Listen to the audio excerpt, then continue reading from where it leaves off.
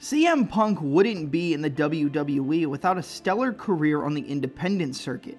Whether it was IWA Mid-South or Ring of Honor in the summer of Punk, Punk's work on these regional promotions would lead to the door being open at the biggest professional wrestling promotion in the world. We'll begin talking about Punk's Ring of Honor career with some of his most famous work, including the trilogy of matches with the Ring of Honor World Champion at the time in Samoa Joe. The first match between the two would take place at World Title Classic on June 12, 2004.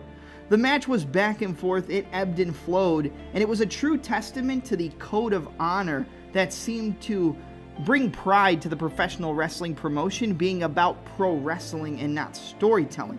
This match would go back and forth, counter for counter, move for move, and would end in a 60-minute time limit draw, where both men had each other's every move scouted. However, the rivalry was far from over.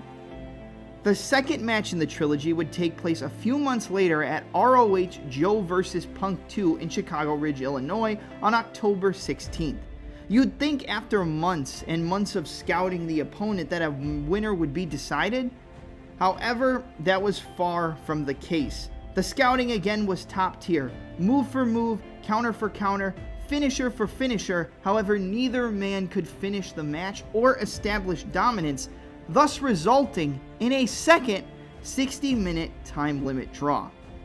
Now, Joe vs. Punk 2 was not only famous for the match between CM Punk and Samoa Joe, it was also, I guess you could say, the event that put Ring of Honor on the map as one of the best independent promotions in the world.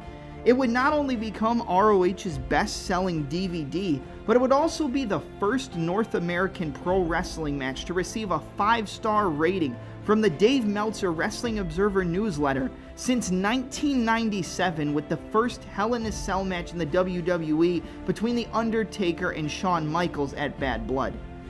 However, we still didn't have a winner, so the trilogy would have to be decided. The trilogy would finally occur at All-Star Extravaganza 2 in December of this year, where Samoa Joe would finally be able to establish a victory after making CM Punk pass out due to securing his finisher in the Coquina Clutch. However, this was also the first match in the trilogy that did not have a time limit to the match. It was a match with no time limit where a winner had to be decided, and I believe that played a factor in a match between two of the best pro wrestlers on the planet. Following this trilogy with Samoa Joe, Punk would sign with World Wrestling Entertainment in 2005. However, he would end up taking a hold of the ROH World Championship before he exited the company at Death Before Dishonor 3 in June of 2005, where he would defeat Austin Aries to gain the gold. And it wasn't just the fact that Punk would win the World Championship. He would turn heel following the match, saying that he was going to take this Ring of Honor World title with him right over to WWE and leave the fans and the locker room without a champion. Now, as we know, if you know CM Punk's career in the WWE, which I'm sure you do if you're watching this video, the summer of Punk would also be, I guess you could say, brought over in a way, in a storyline perspective to the WWE, when Punk would threaten to leave the company after defeating John Cena for the WWE title at Money in the Bank 2011. However, let's get back to Punk's run in Ring of Honor. Aside from tormenting the locker room, Punk would even go as far as to sign his WWE contract on top of the Ring of Honor World Championship, and this would kind of be the first, I guess you could say, pipe bomb that Punk ever delivered on the microphone, at least in Ring of Honor before he got over to WWE. It would go as far as the hardcore legend, the WWF hardcore legend and ECW legend in Mick Foley coming over to Ring of Honor on a continued basis, trying to force Punk to defend the title on his way out of the company. This would lead us to Ring of Honor Redemption on August 12th, where Punk would actually go on to lose the Ring of Honor World title in a 4 corners match between himself, Christopher Daniels, Samoa Joe, and James Gibson, formerly known as WWE's Jamie Noble. And it would be Gibson who would be the one to come out victorious, becoming the new Ring of Honor World Champion. Now, Punk would have another appearance in Ring of Honor whilst he signed to the WWE, but his final appearance before moving over to Ohio Valley Wrestling would take place at Punk the Final Chapter on August 13th, 2005.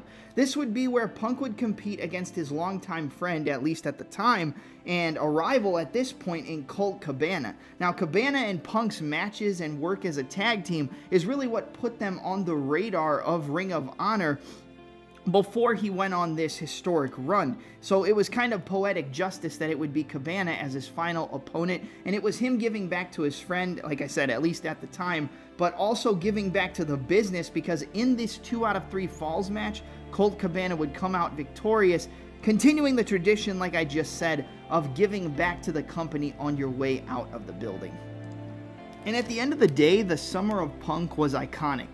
It's something that I think newer WWE fans don't really know about and don't truly remember, which is a part of the reason why I made this video, but it's also what led to Punk becoming such a, I guess you could say, independent wrestling star child, and what built up so much hype for him on his way into World Wrestling Entertainment. And it's always fun to look back on a guy who's been a multiple-time world champion at this point in different promotions, but has had his best success in the WWE. To look back on really what brought him here is always important, especially in the history of professional wrestling and how superstars' careers get built up. So I hope you guys enjoyed this video. I hope you guys enjoyed my coverage of the so-called Summer of Punk. Don't forget to like, comment, subscribe, and smash the notification bell with a GTS so you don't miss any future uploads from the Touch 'em Up podcast. I'm your host, Double M, and I'm out.